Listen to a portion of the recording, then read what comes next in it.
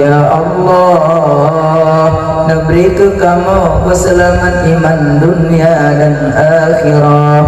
Ya Allah, beri taufik dan hidayah serta inayah drone. Ya Allah, dari langkah kamu nibak kamu jabut, kamu jak menuntun ilmu drone. Ya Allah, ya Allah, hadirkan Nabi kamu di saat kamu sakratul maut.